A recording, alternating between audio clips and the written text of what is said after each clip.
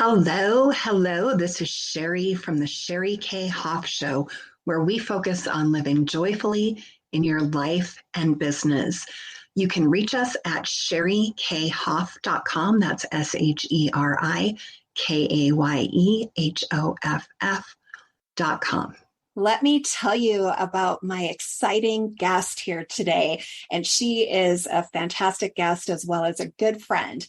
Eva Vennari is the founder and CEO of the Elevate Institute, a cutting-edge health practitioner firm specializing in empowering driven professionals to take charge of their body and their health.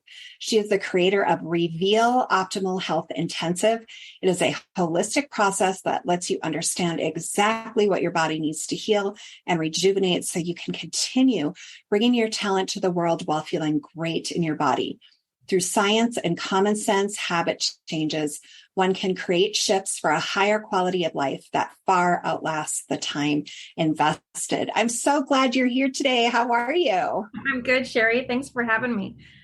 Yeah. So I was just thinking when you said the common sense habits in your bio, that's what I love about you, that you have all this science, but you break it down into such easy to follow, like, hey, I get that kind of steps. So I'm so excited about what we're going to be talking about here today. And we're going to be talking first about boundaries. So how do boundaries tie into chronic illness?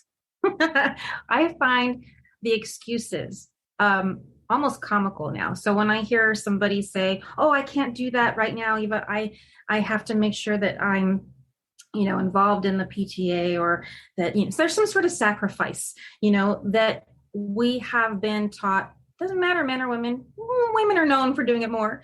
But the more that we put ourselves on the back burner for the benefit of others, to the point of not paying attention to our own needs, can't say no to other people, the mother-in-law, the husband, the wife, whoever is in your very close sphere of obligation. If we can't learn to manage our time and learn to say no, we neglect ourselves, and it's almost automatic. And the social pressures and cultural pressures that we've grown up with are toxic. So getting to that point of saying, I'm willing to look in the mirror and change these behaviors, and being willing to be brave enough to look at those loved ones in the face and say, I'm sorry, you are going to complain. I understand that, but my health is important. I love you, but I love me more. Has to start coming out of the mouth. And so when that happens, then the boundaries around taking care of yourself become obvious. So that's really how it's related. Yeah, I love that because, I guess I never really thought much about excuses as boundaries, as a boundary issue. And I think about my own life. My youngest is going to be turning 22, but as a mom of smaller kids, I often put myself last, and, everything was always for them first. And I know lots of moms, lots of parents could relate to that. But then, I did have that moment of, what happened to the person who used to dream big, and now all my dreams are tied into, other people's outcomes. And, so I had to have that moment of recognition. And so how would you say that people can get to that moment of recognition? Because really, when you have to have that moment of recognition before you make the change, because otherwise you're just kind of in this cycle.